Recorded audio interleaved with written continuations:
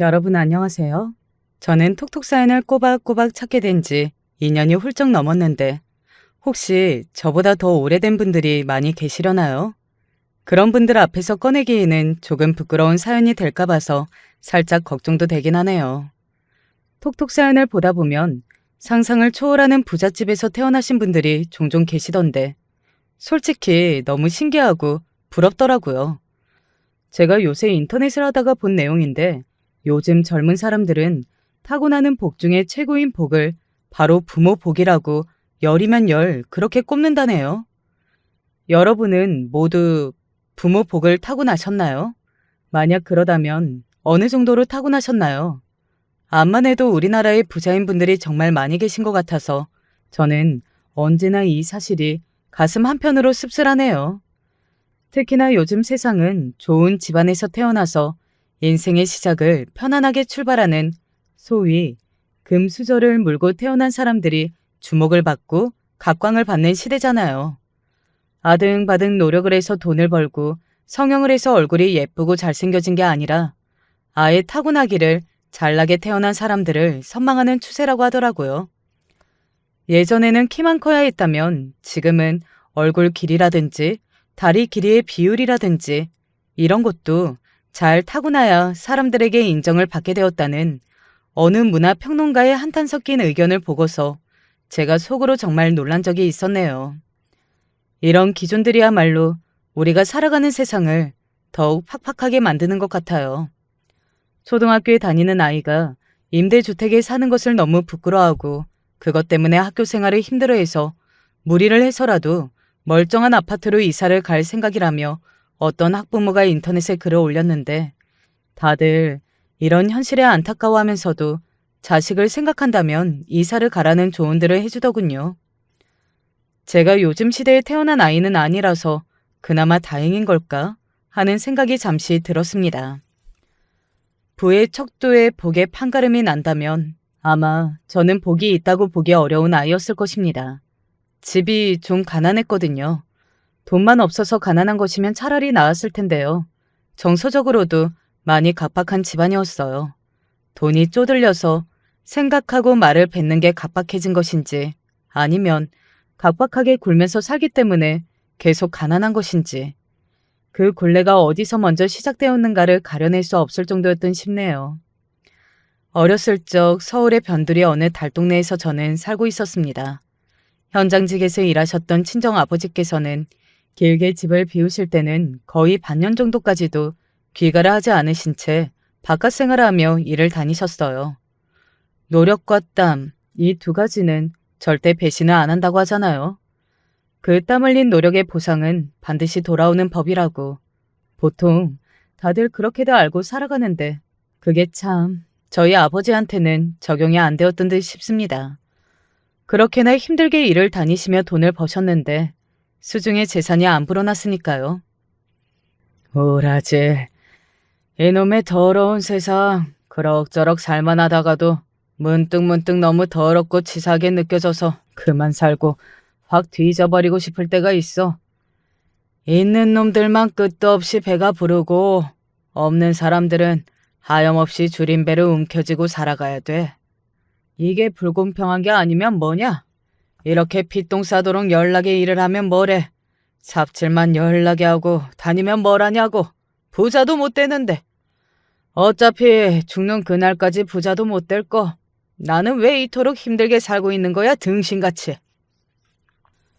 저희 아버지가 소주병을 잔 위로 하염없이 기울이시다가 올분에 차서 아예 소주병 나발을 불기 시작하실 때는 꼭 그렇게 세상을 욕하셨고 당신의 신세를 못마땅해 하셨는데요. 어렸던 저는 하도 그런 소리를 많이 들어서 그런지 아버지의 말씀이 무조건 다 맞다고 생각을 하게 되었습니다. 세상이 저주스럽고 싫다기보다는 너무나도 불공평하고 부조리한 게 맞다는 생각을 가지게 되었다는 거예요. 이 세상이 잘못되고 이상해서 우리 가족이 항상 돈돈돈 거리며 힘들게 사는 것이라고 그렇게 여겼습니다.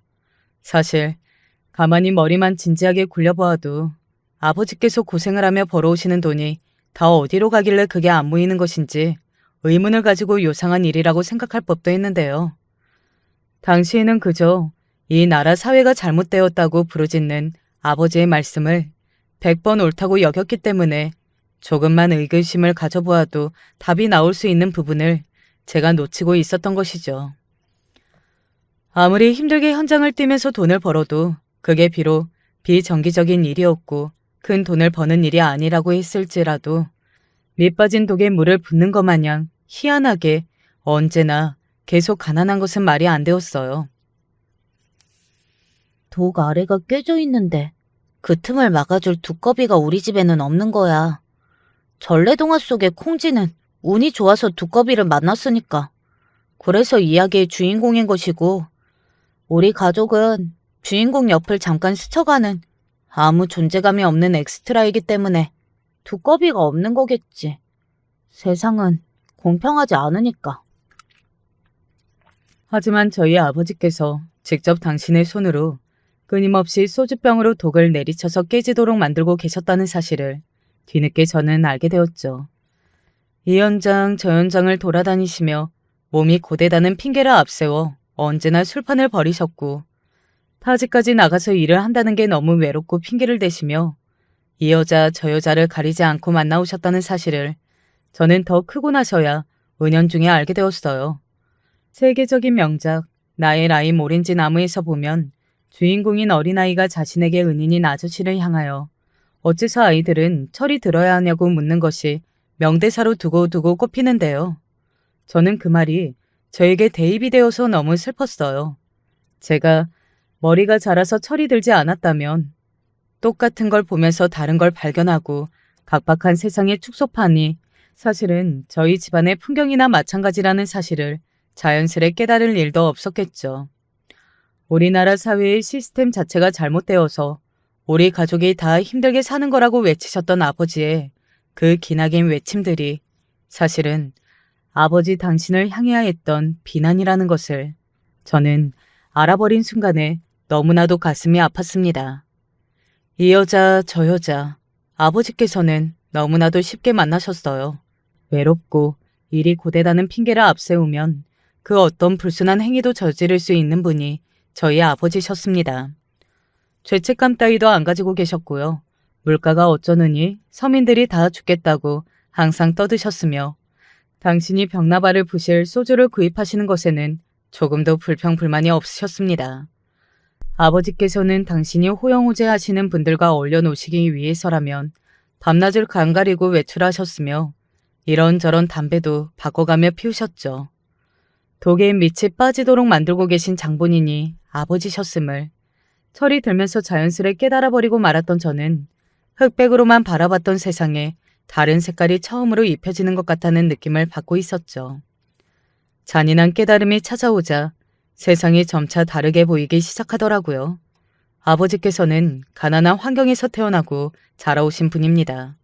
그래서 남들보다 수십, 수백 배로 힘들게 살아왔다고 하셨고 가난이란 당신에게 주어진 빌어먹을 숙명 같은 거라고 하셨어요. 하지만 슬슬 제 눈에 보이기 시작하더군요. 한 동네에 살던 제 또래의 언니와 오빠가 살던 이웃집은 저희 집보다 더 가난하면 가난했지 결코 더 여유 있는 집이 아니었는데 어느 순간부터 바쁜 모습으로 지내더니 그러다가 이사를 가버렸어요. 허리띠를 얼마나 졸라맸으면 이 동네를 떠나서 이사를 가버렸을까? 어디 가는지는 죽어도 말을 안 해줬지만 거기네랑 가까이 지내던 애기 엄마가 귀뜸을 해줬는데 아니 글쎄 아파트에 들어간다나 뭐라나 거기네가 그렇게 되었다네. 정말일까? 그게 아무래도 정말인가 봐. 아파트까지는 모르겠지만 어디 번듯한 집을 구해서 간 것만은 정황상 확실하다 그러더라고. 허리띠를 죽도록 졸라봐야 그게 뭐 그렇게까지 큰 소용이 있겠어? 우리 애들 아빠가 어제 그랬는데 거기네가 그동안 어디다가 몰래 자판을 놓고 장사를 했었다네. 그러면서 슬그머니 돈을 모았었고 이사를 간 것은 빚을 내다가 집을 구한 거래. 나도 그 소리 들어본 것 같다. 거기네가 어디선가 작게 뭐 물건들을 놓고 장사를 했는데 그게 알짜배기로 은근히 돈이 버렸다는 이야기. 와, 나는 그거를 듣고서도 한기로 흘렸었는데, 에휴, 내가 왜 그랬을까? 지금이라도 나도 뭐 좀 해볼까? 응? 작은 가게 자리라도 어떻게 한번 좀 알아봐. 호련히 이사를 가버린 그 집에 대한 동네 아주머니들의 설왕설래가 이어지는 걸 제가 목격했었죠.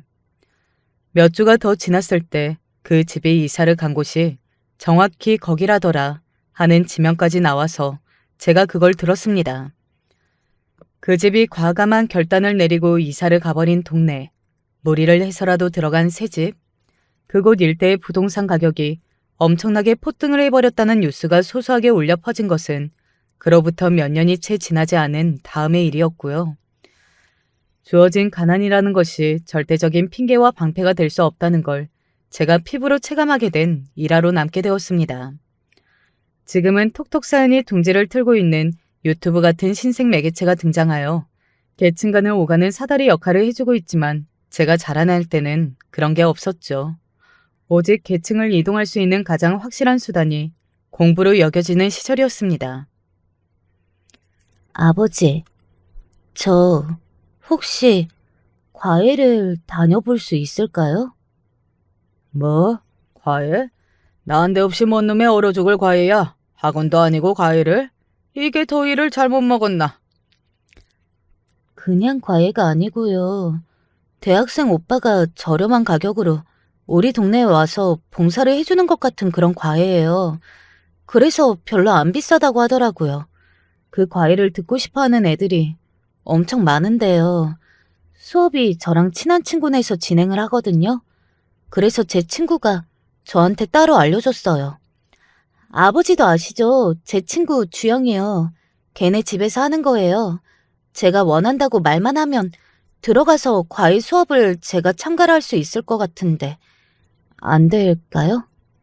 안 돼. 뭔 소린가 했더니 순 쓸모없는 소리였구만. 저는 제가 공부를 열심히 해서 좋은 성적을 내서 괜찮은 대학교에 간판을 달고 이 다음에 사회에 나가서 한자리를 차지하는 상상의 나래를 펼치고 있었습니다. 늘 불공평하다고만 생각했던 그 사회 속으로 뛰어들어가 직접 제 힘으로 제 자리를 만들어 나가는 그런 멋진 모습을 어느새 머릿속으로 그리고 있었지만 상상의 나래를 당차게 펼쳤던 만큼 차갑게 식는 것도 한순간이었습니다. 반짝 타올랐던 저의 불꽃을 아버지께서는 너무나도 쉽게 꺼트리셨죠. 네가 그런다고 해서 뭐라도 될 것 같으냐? 왜? 나중에 뭐라도 할 수 있을 것만 같아? 절대 아니다. 아서라. 이놈의 빌어먹을 세상은 어차피 배부른 놈들만 계속 배부르게 되어 있어. 그 놈들만 배가 부르다 못해 그 배가 터질 때까지 처먹는 게 이 지저분한 사회의 진짜 모습이야. 네가 과외인지 나불랭이인지 되도 않는 그걸 수업 받아서 뭐 어쩔 건데? 네가 천재야? 너 혹시 학교에서 선생님들한테 머리가 좋다는 소리라도 한번 들어봤냐? 문제를 보면 막 저절로 답이 떠오르고 그래? 응? 네? 그게 아니요. 그런 적은 없어요. 솔직히 공부가 너무 어렵고 힘들고 이해도 안 되는데 잘하고 싶은 마음은 있어요. 아버지, 제가 정말 한번 잘해보고 싶어요. 저도 좋은 성적을 받고 대학 나와서 이 다음에 좋은 직장에 다니고 싶어요. 허무맹랑한 소리 따위 집어치워라. 그런다고 해서 잘 사라질 것 같은 세상이라면 진작에 바뀌어도 100번은 더 바뀌었겠다. 잘하고 싶은 마음이 있으면 뭘 하냐? 그런 마음이 없어도 잘 먹고 잘 사는 놈들이 천지 삐까리인데. 너는 임마 과외 선생인지 뭔지 아는 그놈의 배떼지만 불려주게 생긴 거야. 그런 식으로 돈만 쓰고 괜히 헛수고하고 결국은 또 아무 소득 없이 책상 앞에서 머리만 긁적이고 있겠지. 똥인지 된장인지 너는 그걸 꼭 찍어 먹어봐야 답을 아냐. 냄새만 맡아도 알아야지. 그리고 나한테는 그딴 뭐 과외니 하는 소리는 앞으로 꺼내지도 마라. 네 엄마한테 그런 건 이야기라 하란 말이야.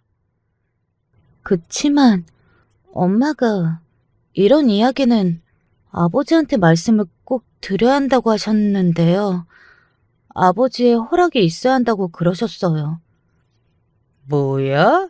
네 엄마가 정말로 그런 소리를 했다고? 그렇게 말할 사람이 아닌데, 네 엄마 그 성격에.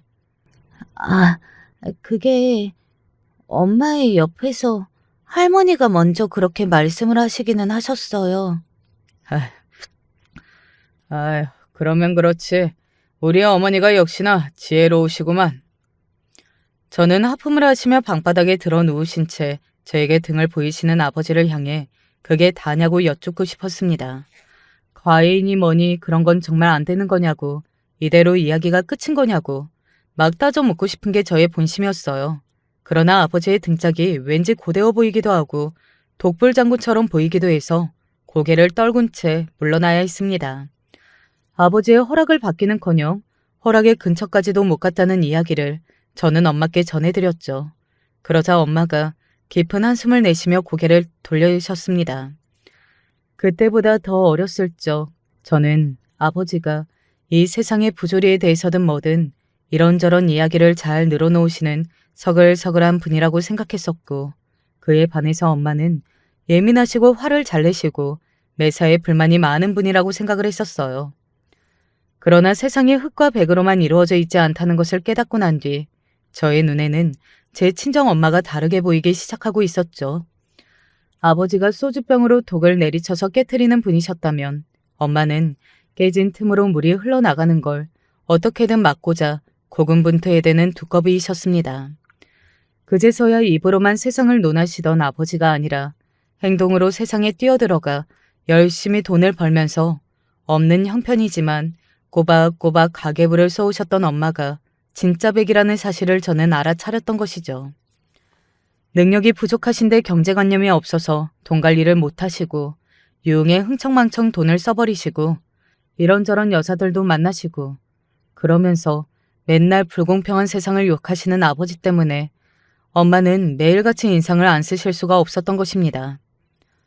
엄마가 예민하게 굴지 않으시면 저희 가족은 정말 길바닥에 나앉을 수도 있었기 때문에 그렇게 구셨던 거예요.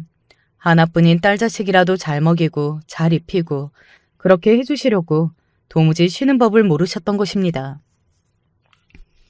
너는 이 다음에 커서 나처럼 되면 안 돼. 알았지? 네 엄마처럼만 살지 마라.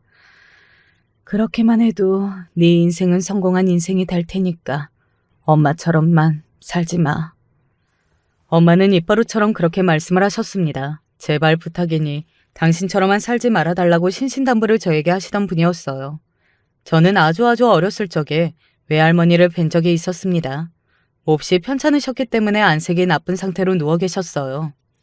외할아버지께서는 제가 태어나기도 전에 돌아가신 뒤였고요. 우리 딸도 불쌍하고 안 됐고 우리 손녀 강아지도 마찬가지로 너무 안 됐어. 너희들에게 모두 다 내가 미안하다. 없이 사는 형편에 내가 아프기까지 해서 정말로 면목이 없어. 미안해. 외할머니께서는 어렵사리 힘들게 살아오셨지만 그 무엇도 원망을 하지 않으셨어요. 다만 당신 스스로가 못나서 모든 일의 원인이고 원흉이라고 여기시는 분이었습니다. 친정 부모님이 결혼을 하셨던 것은 외할머니의 입김이 있었기 때문이라는 사실을 저는 늦게 알았었죠. 형편과 상황이 맞으면 이것저것 안 따지고 그냥 결혼을 해버리던 시절이었으나 저희 엄마는 딱히 아버지를 마음에 안 들어 하셨거든요. 가난한 건 둘째치고 왠지 성격이 마음에 안 드셨던 거예요. 그러나 외할머니께서 강하게 권하셨다고 하더라고요. 이유는 저희 아버지가 사고방식이 흐지부지 않고 확실하며 자신의 개성이 똑바로 두드러지는 인물이라 여기셔서 그랬습니다.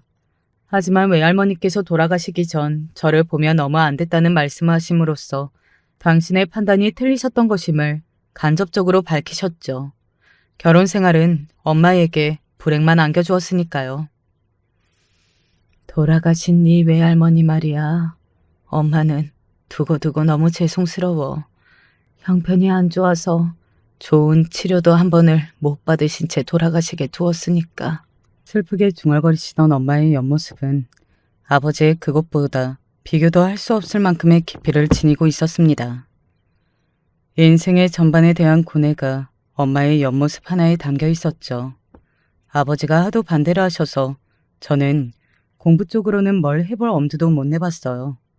고등학교도 원래 아버지가 안 보내려고 하셨는데 엄마가 기를 쓰고 그것만은 양보 못한다고 하셔서 천만다행이었습니다.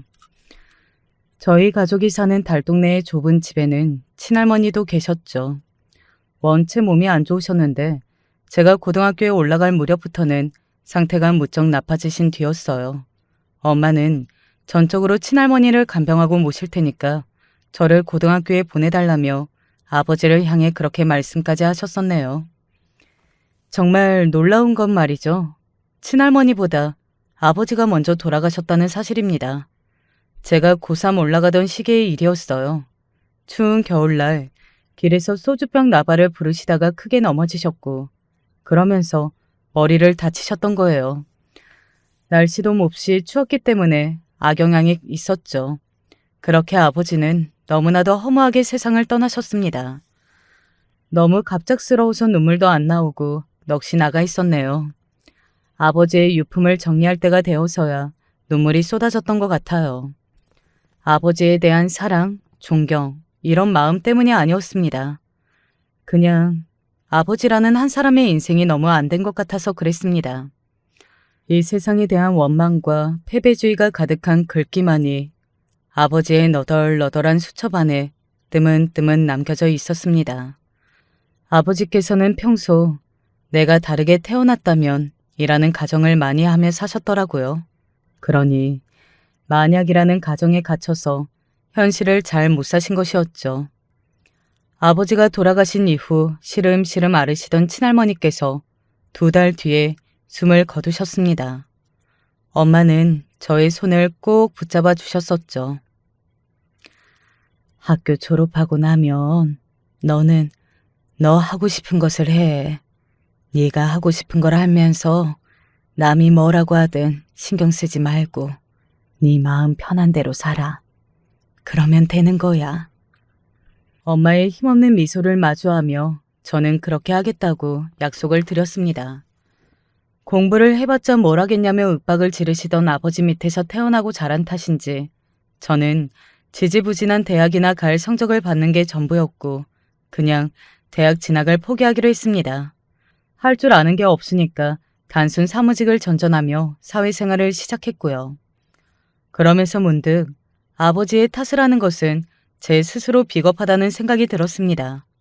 가난을 탓하며 아무것도 하지 않으셨던 아버지의 모습과 제가 뭐가 다르나 싶었네요. 그런 생각이 강해지고 있었을 때 저는 자격증 학원도 다니기 시작했고 일부러 이직을 해가며 저의 적성을 찾아 나섰습니다. 제 인생을 제 스스로 올곧게 마주한 것이 20대 중반에서야 가능했으니 저는 많이 느린 사람이었죠. 결혼은 언간생심 욕심을 안 내고 있었는데 남편을 만나면서 자연스레 저도 모르게 결혼을 하는 쪽으로 마음이 움직였어요. 정말 우연한 계기로 만나게 된 남편은 지독한 구두쇠처럼 살아서 악착같이 돈을 모으고 경제관념 한번 투철하게 살아온 남자였습니다. 시부모님은 시골 분들이시라 엄청 멀리 사셨고요. 시부모님의 곁에는 시숙이 함께 살았습니다. 완전히 깡총 시골 분들이었고 남편만 혼자 서울로 상경해서 이쪽에서 쭉 살고 있었죠. 나는 사치를 일삼거나 좋아하거나 하여간 돈 쓰는 맛을 아는 여자라면 딱 질색인데 너는 처음부터 뭔가 달랐어. 우리 왠지 결혼하면 잘 살 것 같지 않아? 낭만이라고는 하나도 없는 그 소리를 듣고 고개를 끄덕였던 제가 바보였죠. 알고 보니 밑빠진 독의 범인이었던 친정 아버지를 겪어보았던 저는 경제관념에 투철한 남편이 좋아 보였어요. 의지가 될 것만 같았어요. 저의 결혼을 친정 엄마도 무척이나 기뻐해 주셨습니다. 사이가 어떤 사람이든 간에 제가 행복하게 산다면 그것으로 된다고 말씀을 해주셨죠. 남편은 정말이지 낭만과는 거리가 먼 현실주의자였고 그래서 자꾸만 실리만 따져대는 탓에 한숨이 나올 때도 있었으나 허무맹랑한 이상주의자보다는 낫다고 여겼어요. 그리고 화목한 결혼 생활이 뭔지 저는 몰랐으니까 그럭저럭 남편하고 잘 지냈습니다. 그러던 어느 날에 엄마가 크게 편찮으시다는 사실을 알기 전까지는 말입니다. 엄마가? 우리 엄마가 대체 왜? 엄마가 무슨 잘못을 하셨길래? 나쁜 놈들은 사지 한번 멀쩡히 잘만 돌아다니고 잘 사는데 우리 엄마가 왜? 하늘이 노래졌습니다. 그냥 암이라고 해도 절망할 판국에 희귀암이었습니다. 그래서 처음에 이게 어떤 것인지 밝혀내는 것만 해도 한참 걸렸습니다. 희귀암이라는 것은 한마디로 죽을 날만 받아놓고 그냥 남는 시간을 버티라는 것과 다름없었어요. 엄마가 슬프게 우셨는데 당신이 희귀암이라서 저에게 미안하다고 그래서 우시는 걸 보고 저는 가슴이 찢어지는 것만 같았습니다. 그런 때에 제 귀에 신약이라는 단어가 들여왔을 때 눈이 돌아갈 수밖에 없었죠. 이렇다 할 치료법은 없고 오직 그 신약만이 해볼 만한 가치가 있었습니다. 하지만 그야말로 초고가였어요. 1개월치로 계산을 해도 1천만 원 정도였습니다. 이미 엄마가 몸에 이상 증세를 느끼셨을 때부터 각종 검사를 해드리는 것을 시작으로 저는 제 카드를 엄청나게 긁은 뒤였죠. 당연히 제가 손을 뻗을 곳은 남편이었어요. 간절한 목소리로 신약 이야기를 꺼냈으나 남편은 고개를 저었습니다. 그걸 한다고 해서 사시겠어? 정말 사시겠냐고. 아휴, 이래서 사이비가 성행을 하고 옥작판이 자꾸만 팔리는 거야. 이렇게 순진한 사람들을 등쳐먹으니까. 그게 무슨 소리야? 국내 승인이 안 나서 비싼 신약일 뿐이고 사이비나 옥장판과 이게 어떻게 동일 선상에 놓여? 아니, 됐어. 어떻게 생각하든 좋으니까 우리 엄마 치료 받으실 수 있게 좀 도와주라. 우리 엄마잖아. 남도 아니고 우리 엄마잖아. 우리라니? 네 엄마겠지? 뭐? 지금 뭐라고 그랬어? 어떻게 말을 지금 그렇게 할 수가 있는 거야? 내 앞에서? 나는 어쨌든 신약인가 하는 거에 찬성 못하겠으니까 그런 줄 알아. 내 결심이 바뀔 일은 하늘이 두 쪽 나도 없어. 괜히 헛짓거리해서 말 그대로 헛수고하지 말고 정신이나 똑바로 차려. 장모님 곁에 1분이라도 더 있어 드리는 게 낫지 않겠소? 남편은 그 말을 하고 난 뒤 길게 한숨을 하기도 했습니다. 저는 이게 꿈인가 현실인가 분간이 안 됐어요. 그 정도로 어안이 벙벙했고요. 남편이 반대를 하고 돈도 한 푼도 못 내어준다고 그러니까 걷잡을 수 없이 정신력이 와르르 무너지는 느낌이었습니다. 힘겨운 얼굴로 누워 계시는 엄마를 보며 저는 외할머니를 보내드릴 적에 엄마 마음이 이랬을까 싶어서 가슴이 너무나도 아팠어요. 돈은 없으나 그럼에도 저는 신약을 또 알아보며 어떻게든 방도가 있을까 그걸 궁리해 보았습니다. 하지만 제가 너무 굼떴나 보더라고요. 엄마가 편찮은 것도 진작 알아채지 못했던 것처럼 저는 너무나도 느린 바보였나 봅니다. 얼마 지나지 않아서 엄마가 돌아가셨습니다. 그나마 정말 다행이었다고 한 가지 위안을 삼았던 점은 마지막 눈을 감으실 때의 모습이 너무 고통스러워 보이지 않는다는 사실이었죠. 저를 향해 끝까지 시선을 보내주시다가 스르르 눈을 감으셨던 엄마의 모습. 마지막으로 엄마와 시선을 마주쳤던 그 순간이 제 가슴을 따뜻하게 만들기도 했고 미치도록 아프게 만들기도 하였습니다. 생각보다 너무 이르게 가셨네. 장모님은 원래 이만큼 살다 가실 팔자였나 보다. 남편이라는 놈은 저에게 그런 소리를 짓거렸어요. 팔자라뇨? 나이 90까지 살다가 떠나도 주변에서 다들 호상이라고 떠들어도 가슴이 무너질 수밖에 없는 것이 가족된 심정 아닌가요? 그런데 천하태평하게 팔자를 운운하는 남편의 모습이 저는 도저히 믿어지지가 않았습니다. 나 솔직히 말해서 당신이 신약 쓰는 거 반대했던 게 나름의 이유가 있겠거니 이렇게 생각을 했었어. 지푸라기라도 잡는 심정으로 값비싼 신약이라는 마지막 방책을 쓰려는 것이었는데 그게 정말 만약에 생각만큼의 효과가 없으면? 오만 돈은 돈대로 다 쓰고 기대라는 기대는 다 해놓고 그랬는데 효과가 없고 엄마의 상태는 점점 더 나빠져만 간다면 그때는 정말 끝이겠구나 싶어서 당신이 그렇게나 반대하는 것을 내심 깊은 속내 한구석에서는 어느 정도 이해를 하고 있었던 거야. 값비싼 신약까지 시도를 해봤는데 그게 효과가 없으면 그때 우리 엄마의 심정은 어떠실까? 좌절도 좌절이지만 나한테 너무나도 미안해하실까봐 마지막 가시는 길에 무거운 죄책감이라도 안고 가시게 될까봐 나는 그 부분이 겁이 나기도 했었어. 그런데 그런 식으로나마 내가 당신을 이해하면 안 됐던 것 같아. 당신은 그냥 정도 없고 도리도 없고 인성 자체가 글러먹은 쓰레기였는데 애초에 내가 당신 같은 인간하고 결혼을 하는 것이 아니었는데 내가 미쳐가지고 잘못된 선택을 했었어. 우리 엄마 가슴에 내가 대못을 박았어. 내가 너 같은 인간하고 결혼을 하는 바람에 내가 우리 엄마한테 불효를 저질렀던 거라고. 야, 이 새끼야. 너 그렇게 살지 마.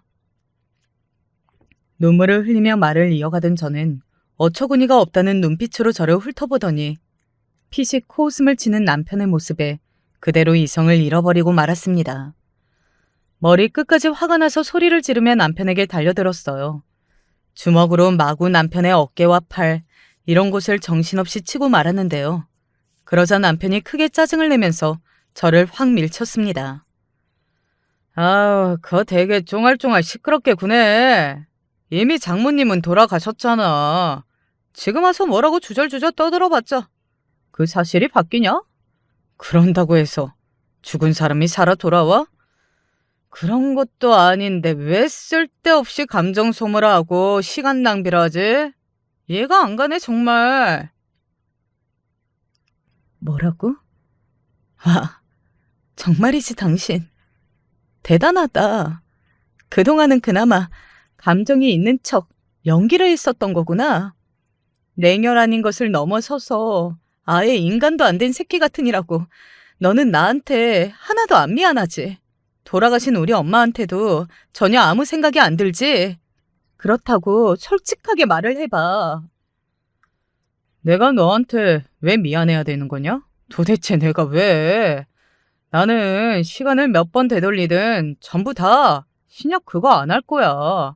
그런 거에 내 돈 안 내어줄 거야. 그러니까 나는 미안할 거 없어.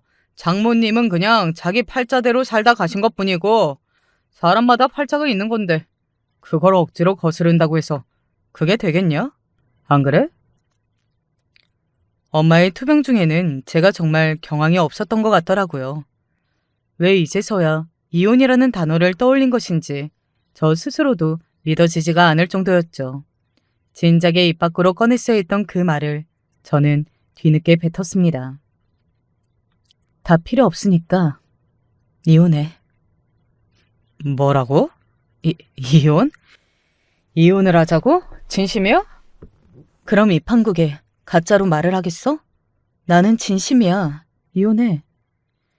객기를 부리는 거라면 진정하고 머리나 좀 식혀봐. 홧김에 이혼하자고 했다가 인생 종쳐서 손해를 보는 쪽은 내가 아니라 네 쪽이라는 걸 명심하고. 왜 내 쪽이 손해라는 건데? 누가 마음대로 그런 걸 정해? 뻔할 뻔짜로 당연히 네가 손해이니까 내가 하는 소리 아니겠냐? 나하고 이혼하면 네가 대체 뭐가 있는데? 가진 게 뭔데? 돈이 있어? 돈이 수중에 있기를 해? 가방끈이 길기를 해? 아니면 머리가 좋기를 해? 얼굴이 예쁘기를 해?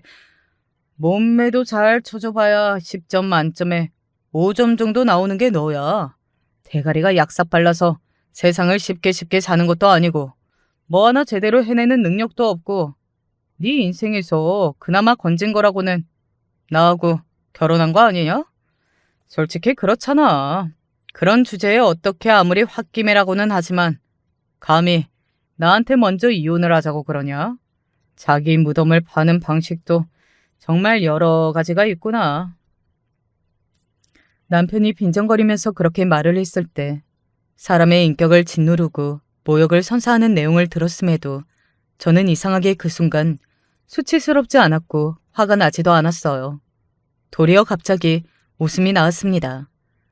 엄마가 그렇게 돌아가셔서 희미한 미소조차 입가에 걸리지 않고 있던 저였는데 갑자기 주체할 수 없을 정도로 큰 웃음이 튀어나오더라고요.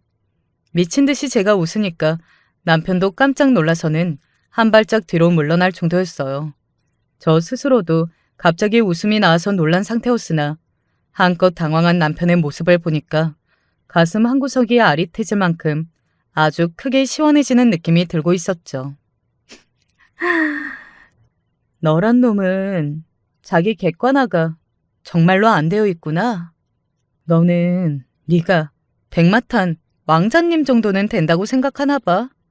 네가 뭐 내 인생의 구원자이자 구세주라도 된 줄 알고 있었던 거야? 웃기시네. 정말로 웃겨. 엄마 돌아가시고 내가 아예 웃는 법을 잊어버린 것 같다고 생각하던 참이었는데 그게 아니라는 걸 이렇게 알려줘서 고마워. 서로 간의 말은 다르게 하고 있지만 희한하게 결론은 하나인 것 같지? 이혼. 나는 너 같은 인간 말종하고는 더 이상 같이 못 살겠고 너는 네가 나보다 하늘과 땅 차이로 훨씬 잘났다고 생각을 하고 있으니까 뭐가 아쉬워서 이혼을 안 하겠어? 그러니까 이혼하자는 뜻은 확실하게 맞는 상황인 거지. 아주 잘 됐네. 당장 이혼하자. 길게 끌고 싶지도 않아. 만약 나하고 바로 이혼을 안 해준다면 나에 대한 미련이 너무나도 가득하고 나를 미치게 사랑해서 나하고 헤어지기 싫어서 네가 억지를 부리는 거라고 나는 그렇게 생각할 수밖에 없을 거야. 나한테 미안하다고 잘못했다고 우리 엄마한테도 100배 사죄하고 싶은 마음뿐이라고. 그렇게 말을 하면 무릎을 꿇고 사과를 한다면 나도 당장 이혼하자는 생각만큼은 보류해 줄 수 있는데 어떻게 할래? 저는 제가 말을 그렇게 다다다 잘 쏘아댈 수 있는 사람이라는 것을 그날 그 자리에서 처음 깨달았던 것 같아요. 확실히 엄마가 돌아가시고 나니까 제가 이제 눈에 뵈는 것이 없는 상태가 된 듯도 싶었고요. 제가 강경하게 이혼을 이야기하는 것에 심기가 불편해 보였던 남편은 이내 펄쩍 뛰었습니다. 내가 미쳤어? 무릎을 꿇고 사과를? 죽어도 안 해. 내 눈에 흙이 들어간다고 해도 내가 그럴 일은 없어. 내가 대체 뭐 아쉬운 게 있다고 지금 너랑 이혼을 안 하겠어? 나도 이혼하는 게 좋아. 팔자대로 살다가 간 장모님 때문에 앞으로 계속 우울한 소리나 짓거리면서 지낼 게 뻔한 게 너잖아. 그런 너하고 같이 살고 싶지 않은 건 나도 마찬가지라 이거야. 생각만 해도 벌써부터 지긋지긋하니까. 어쩜 끝까지 말을 하는 싸가지가 그랬을까요? 덕분에 남편과 이혼을 진행하는 것에 있어서 저는 미련을 한 톨도 남기지 않을 수 있었습니다. 더럽고 치사한 남편이란 인간은 이혼을 하면서 저에게 재산을 조금 더 주지 않으려고 갖은 용을 써댔어요. 원래 자신의 몫인 재산은 저에게 10원도 주기 싫다고 하였습니다. 결혼이라는 게 정말 허무하고 허탈한 것이라는 생각을 그때 했었네요. 서류 하나로 가족이 되었다가 또 서류 하나로 남남이 되는 관계라는 것이 정말 어렵다는 생각이 들었습니다. 너무나도 더럽고 치사하고 치졸하고 빈정이 상해서 저는 남편에게 뜯어날 마음도 안 들었죠.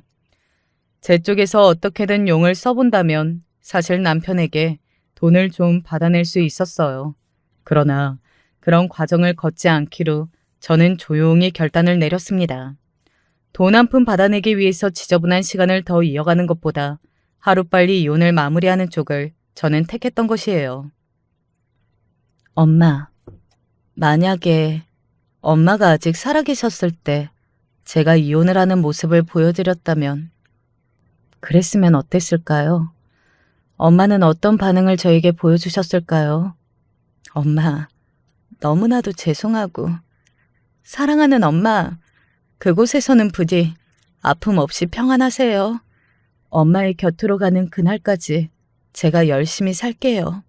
엄마 보시기에 부끄럽지 않게 이혼녀라는 딱지를 붙였든 어쨌든 간에 지금보다 더 열심히 노력하면서 한번 멋지게 인생의 이막을 열어볼 거예요. 저 할 수 있겠죠. 엄마가 저를 다 지켜봐 주실 거죠?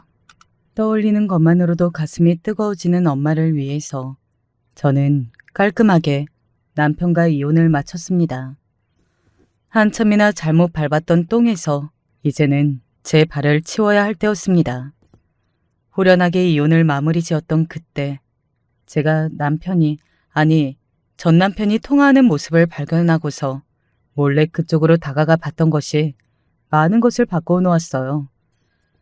그 몇 발자국의 걸음이 앞날을 영영 바꿔 놓을 줄은 모르고 저는 그렇게 다가가 전 남편의 목소리를 들었습니다. 이혼 쪽냈지. 생각해보니까 여러모로 나한테는 완전히 이득이었어. 신약인지 나발인지 그거 돈 잡아먹는 거 딱 거절해서 돈 굳었을 때부터 나는 싱글벙글이었는데 이혼하면서 한 푼도 손해를 안 봤기 때문에 지금은 아예 이 몸에 입이 찢어질 지경이시다. 전 남편 놈이 큰 소리로 말을 하더니 와하하 즐겁게 웃어 젖혔습니다. 저는 피가 차갑게 식는다는 것이 어떤 기분인지 그 순간에 느끼고 있었습니다. 어차피 장모가 신약 못 써서 젖은 가시든 말든 나는 상관이 없었고요. 돈 나가는 것만 상관이 있었는데 돈 굳었으니 행복하지. 주절주절 떠드는 소리가 그렇게나 역겨울 수가 없었습니다. 그 목소리보다도 더 과간이자 압권이었던 대목은 바로 전 남편 그놈의 표정이었어요. 낄낄거리면서 신나게 웃는 그 모습이 악랄해 보이기까지 했습니다. 반성이 없다는 것까지는 저도 다 알고 이혼을 했는데 돌아가신 저희 엄마를 조롱하고 비웃으며 저렇게나 즐거워하고 있었을 줄은 차마 상상도 못한 바였습니다. 제 주먹이 저절로 쥐어지는 순간이었습니다. 그때 다짐했죠. 저 천하의 쓰레기 같은 놈한테 응징하지 않으면 저도 사람도 아니라고요. 두고 봐라. 너도 피눈물을 흘리게 될 때가 곧 올 테니까. 저는 수중에 남은 돈을 살펴보았죠. 돈에 집착을 해보았자 있다가도 없고 없다가도 있는 것이 돈이라는 것을 이제 저는 어느 정도 알고 있었습니다. 그래서 미련 없이 흥신소의 문을 두드렸어요. 그게 운명이었나 보더라고요.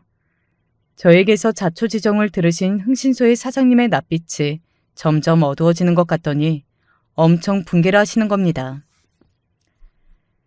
제가 이쪽 일을 하면서 웬만하면 감정을 배제하자는 것이 원칙인데 우리 고객님의 이야기를 듣고 나니까 화가 안 날 수가 없네요.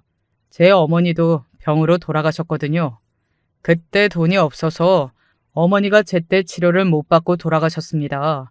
제 아버지라는 그 인간이 어머니가 병으로 알아누우시자마자 온갖 돈이 될 만한 것들이나 하는 것들은 싹 다 챙겨서 집을 나가버렸고요.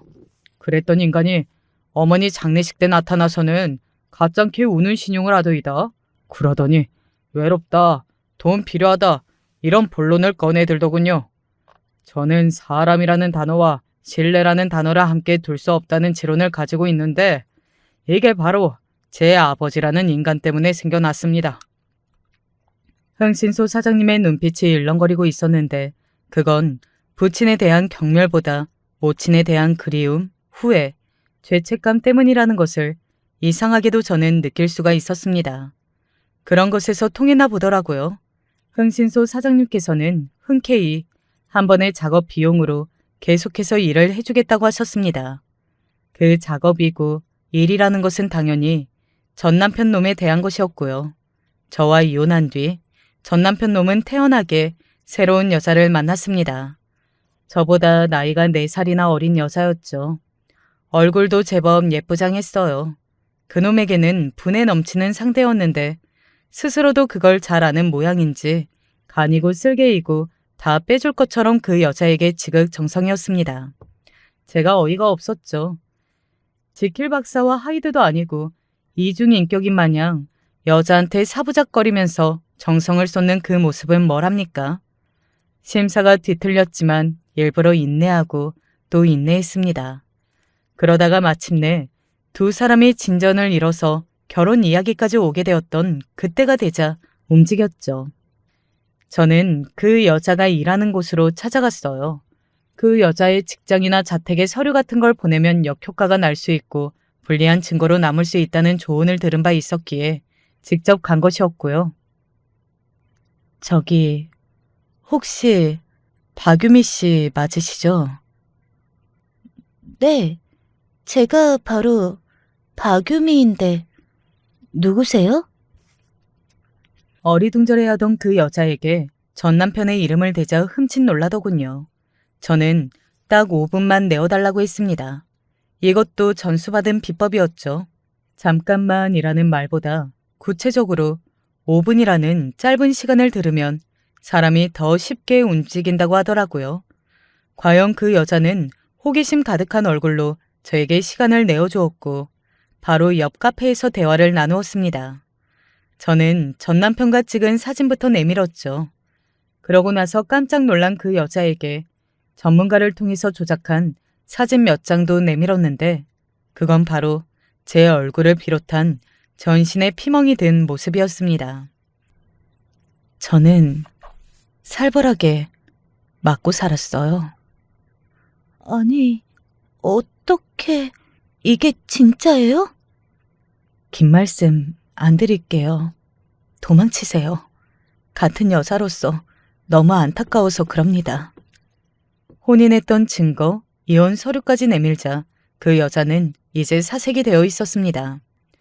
저는 그 여자에게 저를 만나서 이런 걸 보고 이런 걸 들었다고 절대 전 남편에게 말하면 안 된다고 당부를 남겼죠.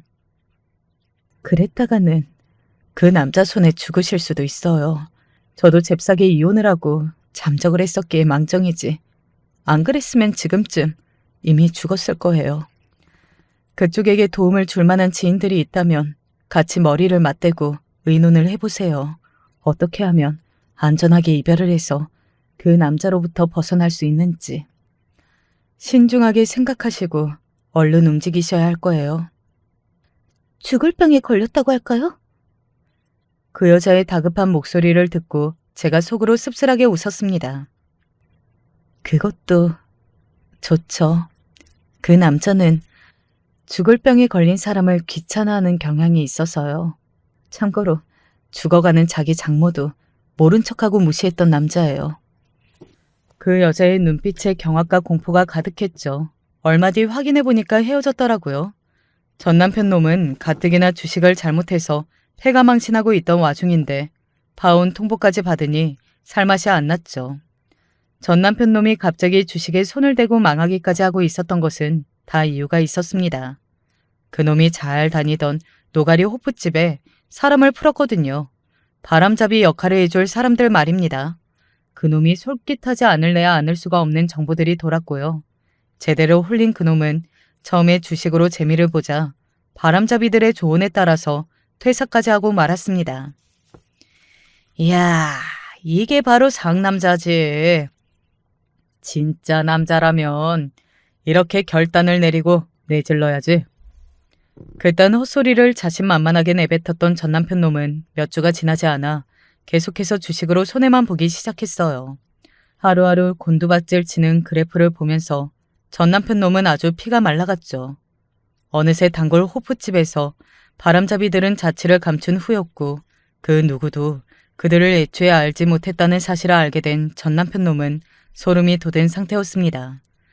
정신을 어떻게든 차릴 작정이었는지 그러다가 새 직장을 구하더라고요. 어디로 입사했는지 알아내자마자 저는 그 업체의 대표 메일에 각종 자료를 첨부해서 보냈습니다. 적당하게 양념이 고루고루 쳐진 전 남편 놈의 만행이 정리가 되어 있는 자료였죠. 뭐라고? 입사 취소? 이거 완전히 소송감 아니야? 사람을 이렇게나 갖고 놀아도 돼? 붕괴하며 발을 구르던 전 남편 놈은 그 속을 달래고 싶었는지 자꾸만 술을 찾았고 여자를 찾았습니다. 그놈이 마음에 들어하고 공을 들이는 여자가 생기면 제가 슬그머니 그 여자 앞에 나타났죠. 일방적으로 이별 통보에 잠적까지?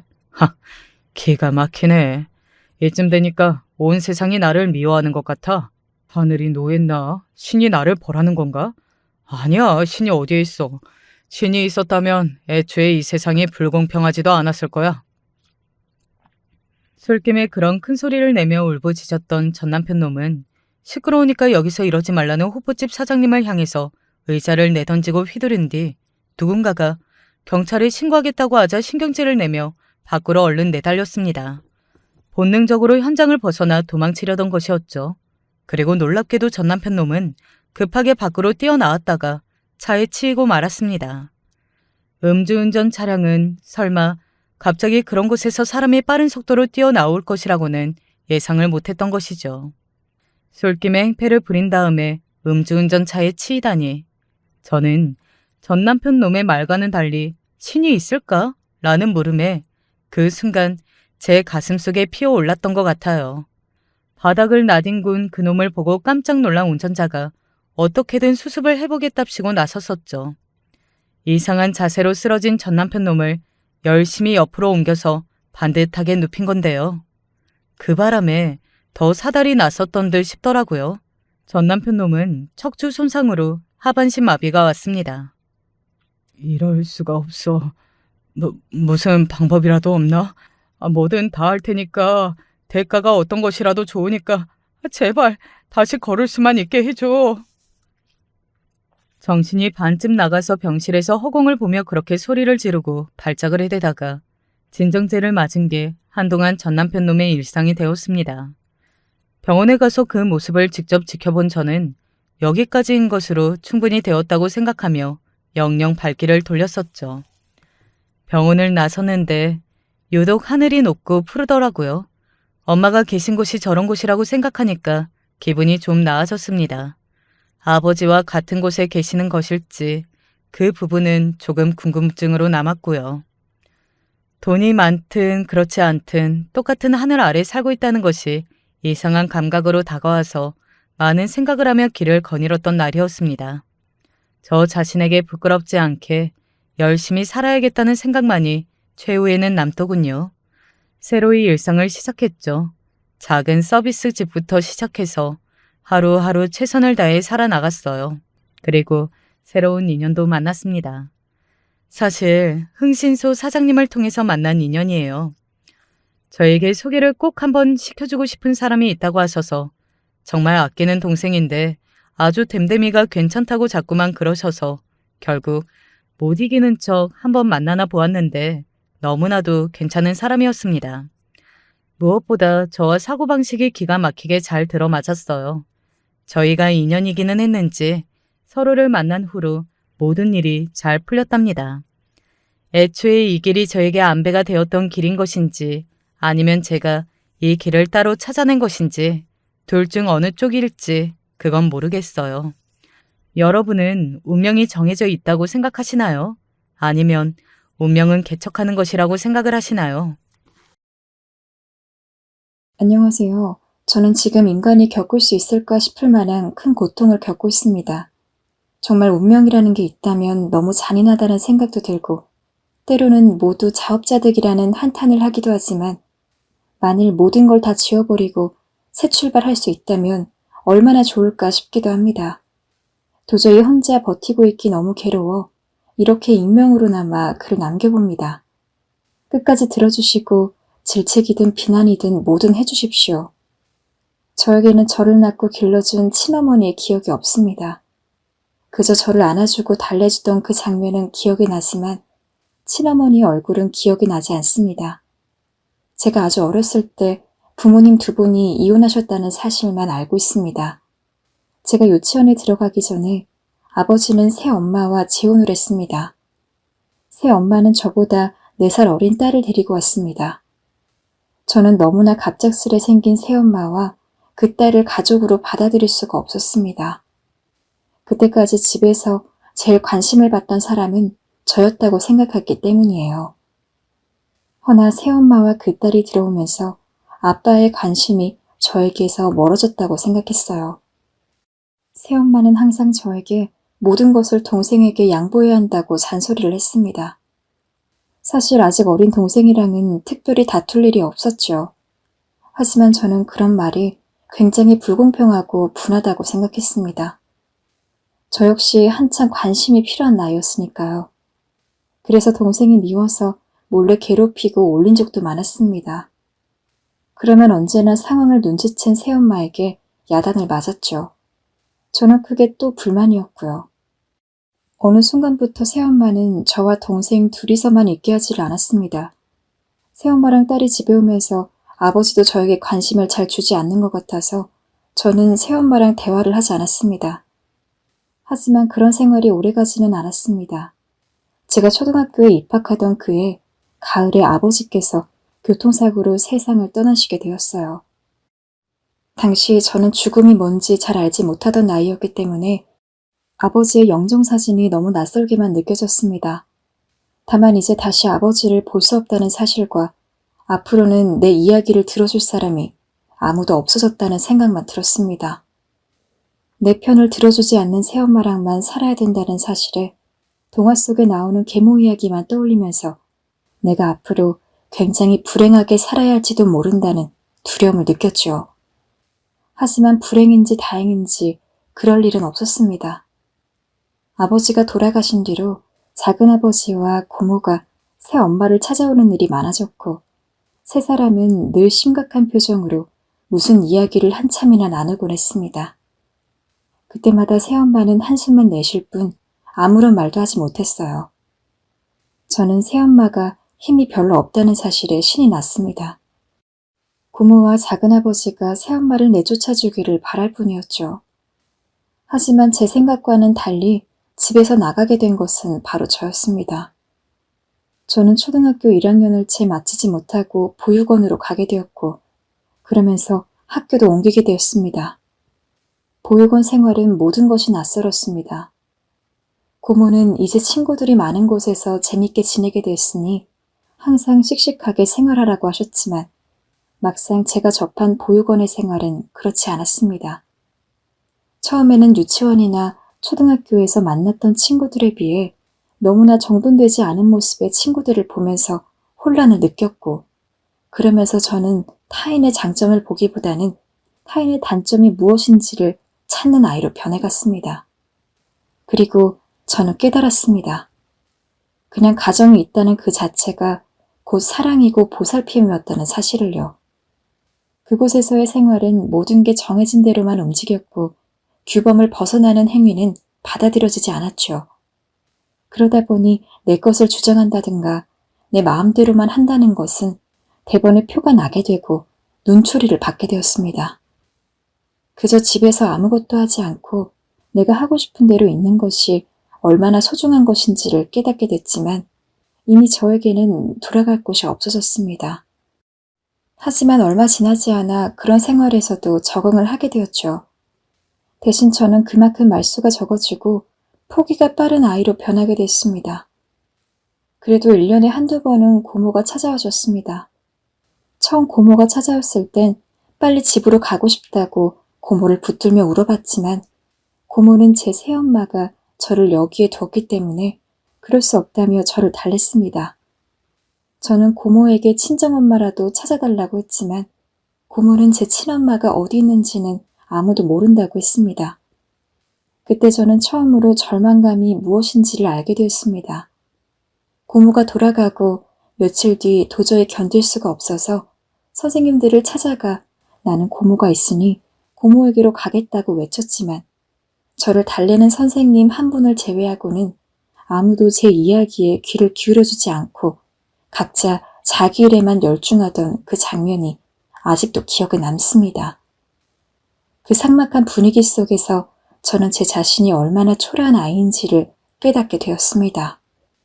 그래도 보육원 생활은 지루하지는 않았습니다. 한 달에 몇 번씩 자원봉사자들이 찾아와 줬고 때마다 행사를 거르는 법이 없었기 때문입니다. 그래서 주목을 받는 것은 오히려 평범한 가정의 아이들보다 더 나았다고 생각합니다. 그리고 그 관심을 이용하는 법을 알게 되었죠. 저는 처음에는 자원봉사자분들이 오시거나 행사가 있으면 어떻게든 착하고 바른 모습을 보여야겠다고 생각했죠. 하지만 어느 순간부터 그러한 관심이 우리들 한 명 한 명에 대한 관심이 아니라 우리가 처한 환경 때문이라는 것을 알고 난 후부터는 점점 영악하게 대처를 하게 되었습니다. 착한 아이가 되어 관심을 받기보다는 사람을 이용하여 제가 원하는 것을 얻는 방법을 배우게 되었죠.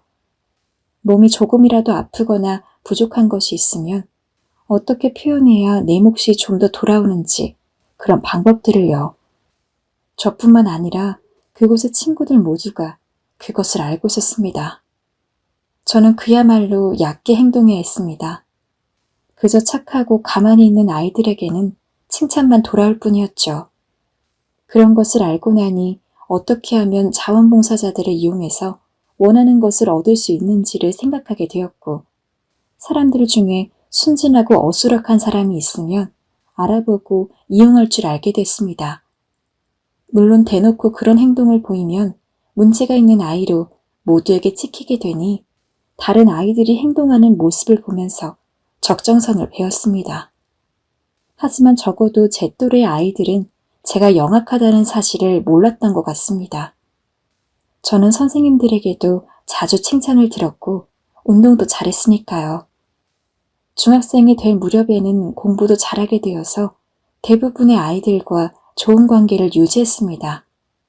하지만 보육원에서의 생활과는 달리 제 학창시절은 그리 행복하지가 않았습니다. 학교의 아이들은 제가 보육원 생활을 한다는 것을 모두 알고 있었죠. 저는 그래도 1년에 한두 번씩 고모가 찾아와 주었기 때문에 특별히 제 스스로가 고아라는 생각을 하지 않았는데 학교 친구들의 생각은 달랐나 봐요. 아이들이 어느 정도 사회적 계층을 알게 되는 초등학교 고학년 무렵이 되자 저에게 고아라는 명예가 쓰여졌고 대놓고 저를 놀리고 무시하는 아이들도 생겼습니다. 저로서는 어떻게 할 수 없는 꼬리표였기 때문에 저는 그럴 때마다 늘 소극적으로 대할 수밖에 없었고 학년이 바뀔 때마다 저에게는 고아라는 별명이 따라붙게 되었죠. 처음에는 몇 번 맞서 싸워봐도 봤지만 그래봤자 저에게 돌아오는 것은 없었어요. 오히려 그럴수록 아이들과는 점점 서먹해졌고 벽이 생기기만 했습니다. 그때 저는 깨달았습니다. 무리에서 제 위치를 가지려면 남들보다 잘하는 것이 있어야 한다는 것을요. 그래서 그 시기부터 저는 공부에 몰두하기 시작했습니다. 그 전까지는 뛰어노는 것을 좋아했지만 무시받지 않기 위해 공부만 했죠. 아이들의 사소한 변화에도 민감하게 바라보시던 보육원 선생님들이 죽어라고 공부만 하게 되니 오히려 그것은 좋아하시더군요. 저로서는 그저 살아남기 위해 악착같이 달려드는 발부동이었는데 말이죠. 아무도 제 마음을 몰라주는 것 같아 많이 외로웠지만 그럴수록 주변에서 제 평판은 좋아져 갔죠. 교육 봉사를 하러 온 선생님들도 저에게 주의를 기울여 공부를 봐주셨고요. 그러던 어느 날 사건이 일어났습니다. 초등학교가 거의 끝날 무렵이었어요. 한 번은 급식을 먹는데 평소 까불기를 좋아하는 녀석이 옆자리에 앉아서는 제 어깨를 쓰다듬으며 우리 아빠가 그러는데 너는 우리 부모님들이 내는 돈으로 먹고 산대. 그러니까 너는 더 감사하게 먹어야 돼? 라고 말했어요. 거두먹거리며 마치 주인인 듯 행세하는 그 모습은 제게 큰 상처가 되었고 전 도저히 참을 수 없어 급식소 앞에서 기다리다가 밥을 먹고 나오는 녀석에게 달려들어 흠씬 혼을 냈죠. 예전 같았으면 주눅이 들어 아무 소리도 못했지만 저에게도 계획이 있었습니다. 언제고 한 놈만 걸려라고 하던 참이었죠. 제 성적이 이전에 비해 월등하게 좋아지던 때라 저는 학교에서도 좋은 평판을 받고 있었고 그렇기 때문에 제 이야기도 어느 정도 들어줄 것이라고 판단했기 때문이죠. 아니나 다를까 모두가 제 편을 들어줬고 저를 놀리며 원인 제공을 한 녀석이 비난을 받았어요. 저는 그때 분명히 다시금 깨달았어요. 남에게 멸시를 받지 않으려면 대부분의 사람들이 좋아할 만한 모습이 되거나 남이 부러워할 것을 가져야 한다는 것을요. 그런 생각에 힘입어 저는 더욱 열심히 공부에 전념하게 됐습니다. 그런 노력 덕분에 중고등학생 시절은 무난하게 보낼 수 있었습니다. 그때쯤 되어서는 누가 대놓고 놀리는 일도 없었기 때문에 나름 즐겁게 지낼 수 있었죠. 하지만 그래도 다른 학생들과 저 사이에는 보이지 않는 벽이 있었던 것 같아요. 다른 아이들은 자유롭게 하는 일들도 저에게는 보호와 허락이 필요했기 때문이죠. 그런 생각이 들수록 더 열심히 공부에만 몰두했어요. 일부러 밤늦게까지 야간 자율 학습을 하면서 학교에 남아있으려고 노력했지요. 그렇게 하면 다른 아이들에 비해 눈에 띄지 않고 자연스레 학급에 섞여 있을 수 있다고 생각했거든요. 하지만 저도 아이였던지라 가슴 한구석은 늘 설명할 수 없이 막막하고 답답했어요. 그럴 때는 일부러 어린 시절 살던 집을 찾아가 고달픔과 외로움을 달래다 오곤 했습니다. 이미 다른 가족이 살고 있고 더 이상 예전과 같은 분위기도 아니었지만 집을 보다 보면 마음이 좀 나아지곤 했어요. 특히 얼굴도 기억나지 않는 친어머니를 떠올릴 수 있어 좋았어요. 아무튼 학창시절 동안 열심히 노력한 끝에 저는 내로라 하는 좋은 대학에 입학할 수 있었습니다. 그때부터는 더 치열하게 살았어요. 여러 지원과 혜택이 있긴 했지만 대학을 졸업하고 제 힘으로 번듯하게 살아가려면 남들보다 2배는 더 노력을 해야 했으니까요. 동기들과 어울리고 싶은 것을 포기하면서 평소에도 거의 도서관에 살다시피 하며 공부를 했고 취업에 필요한 각종 활동까지 챙기면서 그야말로 필사적으로 노력을 하니 우수한 성적으로 졸업할 수 있게 되더라고요. 대학교를 졸업하던 날, 전 오랜만에 고모를 찾아갔습니다. 하나뿐인 고모는 그런 저를 보며 자랑스러워하셨어요. 그런데 그날 고모로부터 놀라운 이야기를 듣게 됐습니다. 제 어린 시절을 불행하게 만든 바로 그 사람에 대해서 말이죠. 알고 보니 아버지가 돌아가신 후 새엄마는 자신의 법적인 권리를 주장하며 아버지가 남긴 재산을 모두 가로챘다고 합니다. 그리고 저를 고아원에 맡긴 거죠. 그 이야기를 들으니 아버지의 장례식 후 작은아버지와 고모, 새어머니가 한참을 다투던 생각이 났어요. 고모는 어떻게든 제가 고아원에 가는 상황을 막아보려고 했지만 이미 아버지 장례식이 끝나자마자 새엄마가 모든 절차를 끝내버린 후라 어떻게 할 수도 없었다고 합니다. 만일 그때 우리가 조금만 더 일찍 데뷔를 했더라면 네 아버지 재산도 어느 정도는 지켰을 거고 그랬으면 우리가 네 후견인이 돼서 너를 고아원에 보내지 않아도 됐을 텐데 설마 그 여자가 그렇게까지 치밀하게 계획을 세웠을 줄이야 누가 알았겠니?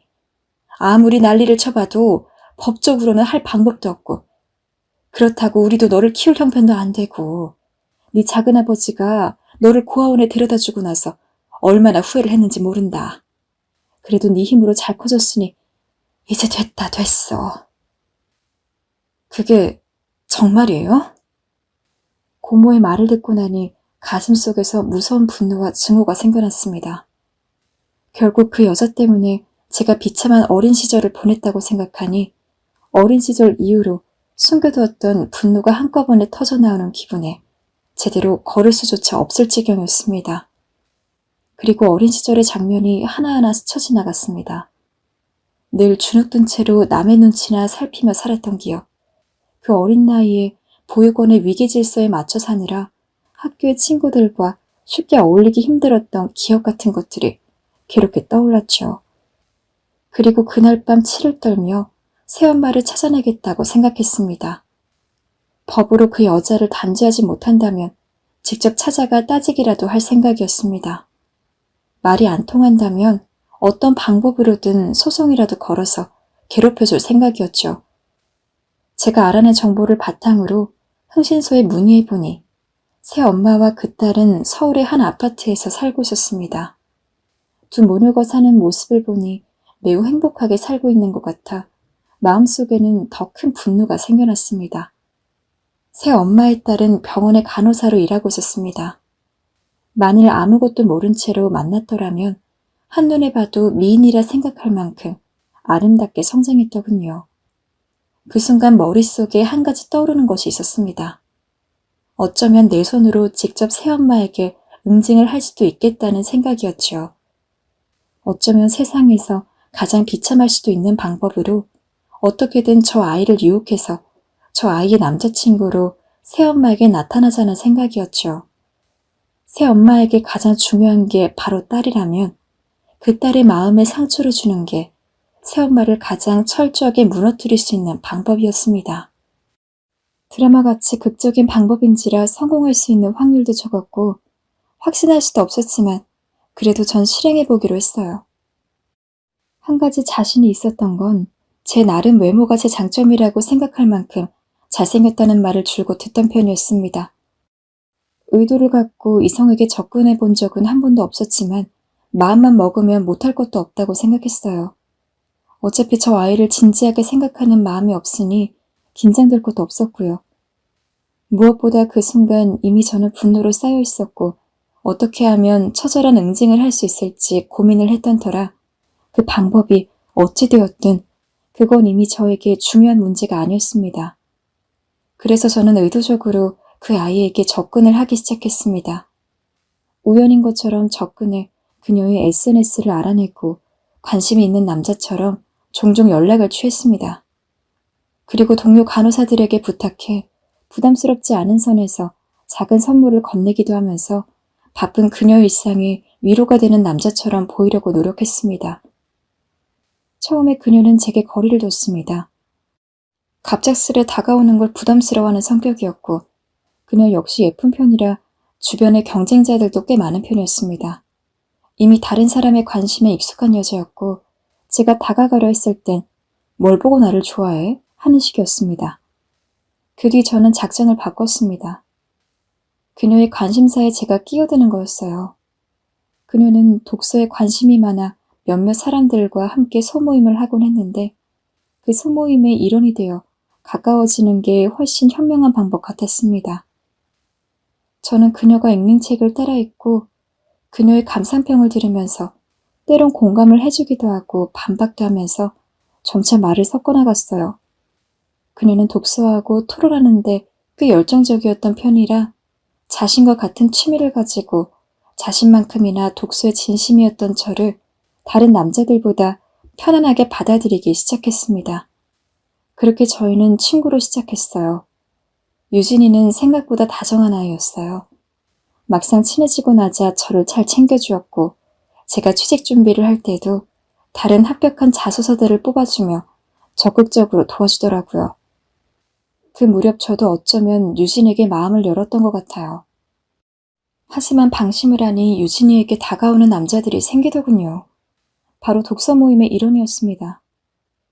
어느 날 모임이 끝나고 밥을 먹는데 그 남자가 먼저 유진이에게 따로 술을 먹으러 가자고 하는 거였습니다. 단둘이 시간을 보내고 싶다는 의미였죠. 유진이는 좀 곤란한 얼굴이었습니다. 나는 오늘 약속이 있어서 나중에 다 같이 술 마셔요. 하지만 그 녀석은 제가 봐도 끈질긴 녀석이었어요. 계속해서 유진이에게 접근했고 추근대며 술을 하자고 졸라댔습니다. 무척 거슬릴 정도였지요. 그 녀석은 그날도 모임이 끝나고 또 애처럼 징징대고 있었습니다. 저는 이때가 기회다 싶어 바로 유진이 옆으로 다가가 막아줬어요. 미안하지만 유진이 나랑 선약이 있어. 앞으로도 유진이 그쪽이랑 술 마실 일은 없을 것 같으니 이제 그만 좀 하지 그래. 창피하지도 않아? 제 말에 그놈은 무안함을 느꼈는지 한동안 붉어진 얼굴로 씩씩거리더니 유진이에게 물었습니다. 제가 혹시 남자친구냐고요. 유진은 그 말에 약간 당황해하는 듯하다 그놈을 떼어낼 목적으로 고개를 끄덕였습니다. 미안해 오빠. 내가 괜한 말을 한 것 같아. 이렇게 안 하면 저 사람이 또 저럴 것 같아서. 유진은 나중에 미안하다고 제게 사과했지만 저는 아니라고 기분 좋게 화답하고 유진이와 단둘이 술을 마시게 되었습니다. 그날은 처음으로 단둘이 보내는 날이었죠.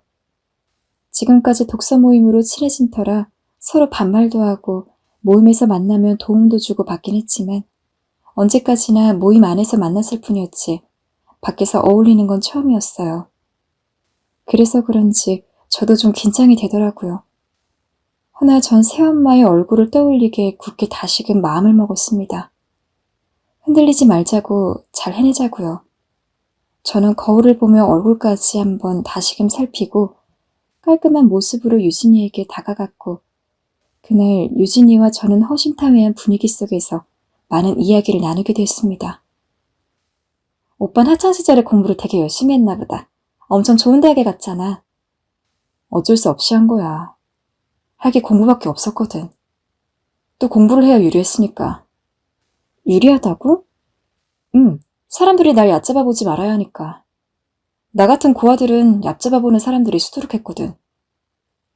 고아라는 이야기에 유진이는 많이 놀란 듯 했습니다. 사실 이 이야기를 할까 말까 고민했지만 저는 오히려 이 이야기를 하는 게 유진이와 더 가까워질 수 있을 것 같다는 생각을 했어요. 유진이는 평소 고아원 봉사도 다니는 아이였으니까요. 어쩌면 저의 과거와 유리하게 작용할 거란 생각이 들었죠. 역시나 제 예상은 맞았습니다. 제가 자신의 반응을 살핀다고 생각했는지 유진이는 아무렇지 않은 듯 제 말을 받아주며 다음 이야기로 옮겨갔어요.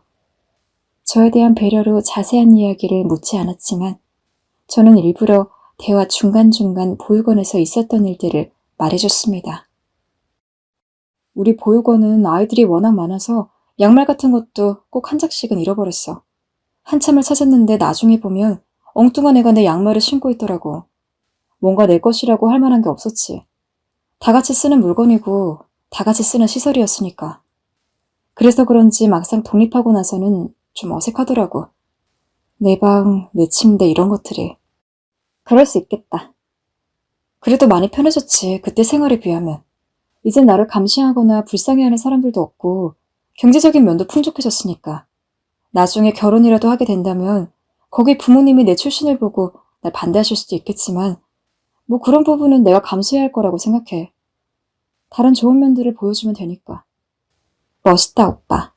맞아, 그러면 돼. 위축될 필요 없어. 오빠는 충분히 멋있는 사람이야.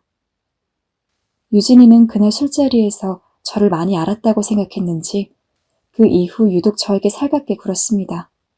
동정의 시선이나 이런 느낌은 아니었어요. 오히려 정말 저를 가깝게 생각하는 느낌이었어요. 그 후 경계심 많던 유진인 자기 얘기를 털어놨습니다. 직장에서 힘들었던 이야기, 자기를 미워하는 상사 이야기, 어린 시절 겪었던 사건 사고들, 간단한 술을 놓고 시작했던 이야기는 가끔씩 새벽을 넘어 오래도록 이어지기도 했어요. 체육 시간에 듣는데 체육복이 없어진 거야. 당황해서 막 찾아 돌아다니는데 글쎄 어떤 여자애가 내 체육복을 훔쳐간 거 있지. 왜? 몰라. 내가 자기가 좋아하는 남자를 가로챘대. 그래서 미웠대. 문제는 전교에 그 소문이 쫙 퍼지고 나는 완전 이상한 애가 된 거야. 아무도 나랑 밥 먹으려 하지 않고 다 나를 나쁜 애로 취급하는데 정말 학교 가는 게 싫더라고. 엄마한테 가기 싫다고 난리를 쳤는데 엄마는 계속 보내려고 하고. 아무튼 그때 기억이 선명해서 그런지 아직도 또래 여자들은 조금 어려워. 날 모함할 것만 같고. 그러면서 저도 유진이에 대해 많이 알게 됐어요. 가진 게 많을 것 같았던 유진인 중학교 내내 왕따였고 그 충격으로 고등학교도 가지 않을 뻔했다고 하더군요. 그 이야기를 듣는데 유진이가 조금은 가엾기도 했습니다. 저도 친구가 없는 외로움 정도는 알고 있으니까요. 하지만 이런 동정심이나 인간적인 감정을 유진이에게 느끼고 싶지 않았어요. 목표가 있는 이상 제 목표에 충실하고 싶었습니다. 그때 저는 은근슬쩍 새엄마에 대해 물어봤습니다. 엄마는 어떤 분이야? 우리 엄마는... 유진이는 엄마란 단어가 나오자마자 세상 환한 웃음을 보였습니다.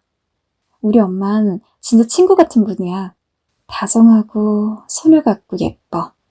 나랑 엄마랑 다니면 아직도 사람들이 엄마를 엄마가 아니라 이모라고 생각해. 어렸을 땐 엄마가 학부모회 같은 데 오면 큰언니 정도라고 착각하는 사람도 있었고. 나는 그런 엄마가 참 좋았어. 엄만 요즘도 가끔 내가 입는 옷을 입기도 해. 되게 날씬하시거든. 그리고 무엇보다 나한텐 둘도 없는 엄마야. 아빠 없이 혼자 날 키우시느라 고생이 많으셨거든. 그래? 순간 학부모 회의에 엄마가 한 번도 없었던 어렸을 적 제 모습이 스쳐 지나가자 유진이의 그 환한 얼굴과 얼핏 스쳐가는 빛이 싫어졌습니다. 혀끝에 씁쓸함이 감돌았고 저는 얼른 술로 속을 달래야 했죠. 유진은 제 속을 모르고 계속해서 제 앞에 자신의 엄마와 찍은 사진들을 보여주었지만 어여쁜 강아지와 함께 찍은 두 모녀의 사진은 밤새 저를 괴롭히는 악몽이 되었고 제 모든 것을 앗아간 새엄마와 이 딸의 행복한 일상은 짓밟고 싶을 정도로 싫었습니다. 유진이가 그걸 알 리가 없었지만요. 집을 살피기 위해 유진이의 집 앞까지 데려다 준 적도 있었습니다. 밤이라 늦었다는 핑계로요. 그런데 유진이가 사는 집은 사진보다 훨씬 좋더라고요. 시세로만 치면 10억이 넘는 집이었어요. 이 집을 어떤 돈으로 샀을지는 뻔했지요. 아버지 재산을 갈취해 이런 좋은 집에서 예쁜 강아지와 산책을 다니고 스파를 다니고 여행을 즐기며 행복하게 사는 그 여자를 생각하면 구역질이 올라올 것 같았습니다.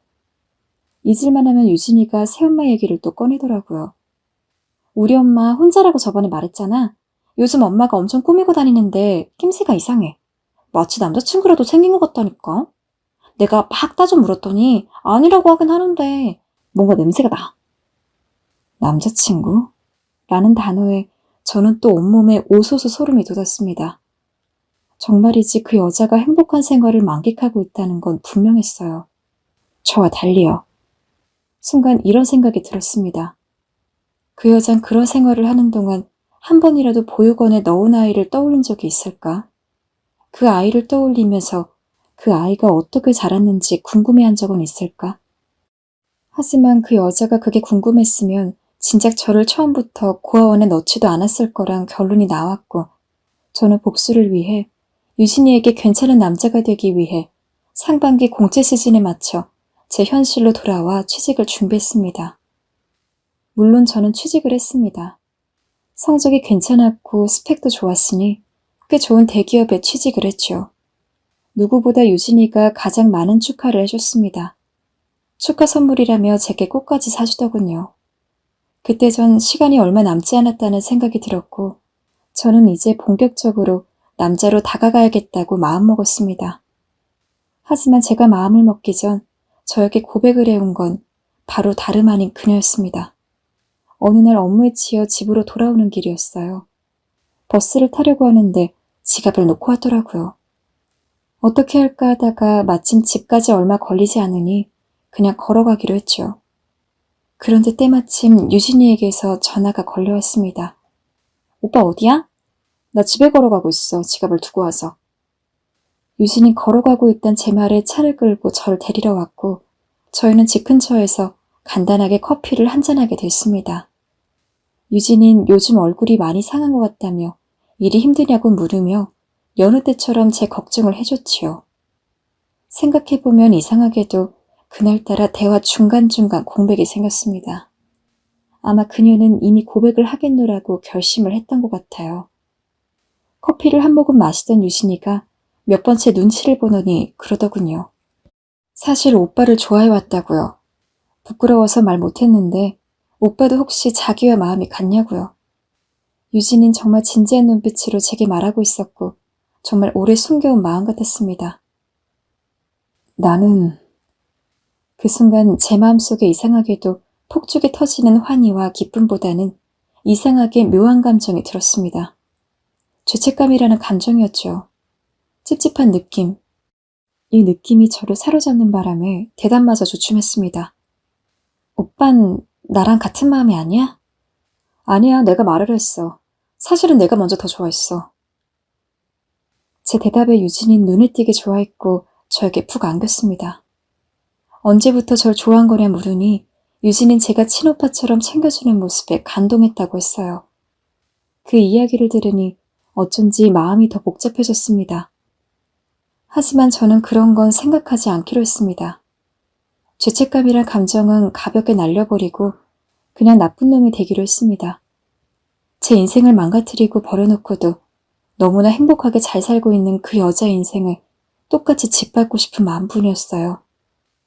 유진이는 희생양이었지만 그런 걸 생각할 여유 따위는 없다고 절 채찍질했습니다.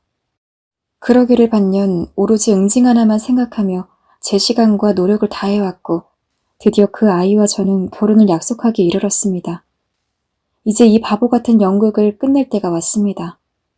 새엄마를 만나 결혼 허락을 받으러 가는 길에 유진이는 잔뜩 설레어 있어요.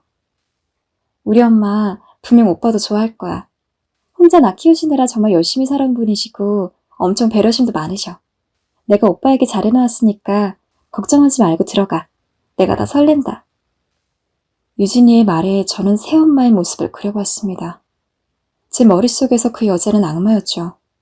유진이에겐 아니었겠지만요.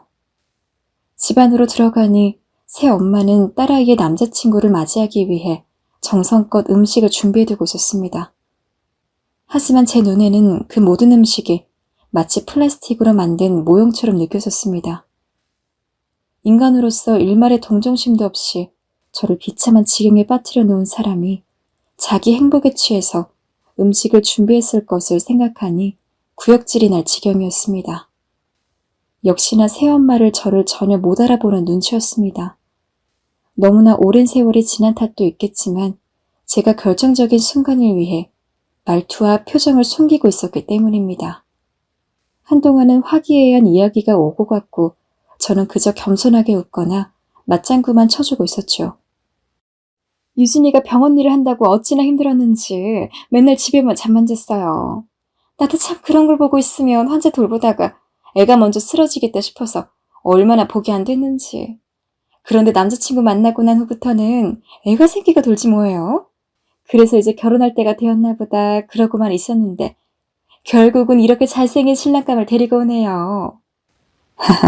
별 말씀을요. 저도 유진이 보면 참 열심히 하고 다부지고 그런 게 보기 좋았습니다. 환자들한테도 친절하고요. 얘가 어릴 때부터 간호사가 꿈이었어요. 얘 아버지가 사고로 일찍 돌아가시고 난 다음부터 그게 마음속에 맺혀 있었는지 중학교 때부터 간호사가 돼서 아픈 사람들을 다 돌봐준다고 그러더니 그거 하나만 보고 기를 쓰고 공부해서 대학에 붙었어요. 그때쯤 저는 이제 때가 됐다는 것을 느꼈습니다. 딸아이를 자랑스러워하는 새엄마의 표정을 보는 순간 이제 모든 걸 악몽으로 바꿔줘야겠다고 생각했습니다. 마음 한구석은 너무나 찝찝했지만 여기까지 온 이상 멈출 수는 없다고 생각했어요. 하지만 차마 유진이 앞에선 할 수가 없겠더라고요. 그래서 일단은 유진이에게 뭔가를 사다 달라고 부탁을 해서 자리를 피하겠습니다. 새엄마는 계속 대화를 이어나갔습니다. 유진이한테 들은 것보다 훨씬 싹싹하고 말도 잘하네. 나는 좀 걱정했거든요. 내가 침묵을 못 찾는 편이라 말을 많이 해서 실수라도 할까봐. 아, 그러셨군요. 저 그런데 하나 여쭤볼 게 있는데요. 뭐죠? 아버님 이야기는 유진이한테 듣기는 했는데 유진이한테 오빠도 한 명 있지 않았나요? 네, 있었죠. 4살 터울에. 그런데 유진이가 그런 이야기를 하던가요? 순간 새엄마의 눈빛이 의아함으로 가득 찼습니다. 저는 저의 정체를 밝혔습니다. 그토록 제가 기다리던 순간이었습니다. 아니요, 제가 성현입니다. 당신께서 버리고 가신 안성현이요. 어머니, 그간 잘 계셨어요? 그 순간 새엄마는 외마디 비명을 질렀습니다. 그리고 멍하니 제 얼굴을 바라보다 떨리는 손으로 제 얼굴을 여기저기 만져보시며 울음을 터뜨렸습니다. 세상에, 맞구나, 맞아. 성현이네. 아이고, 이게 무슨 일이냐. 성현아, 네가 왜 이러고 나타나니? 그동안 어떻게 지냈니? 아이고, 유진 아버지, 세상에.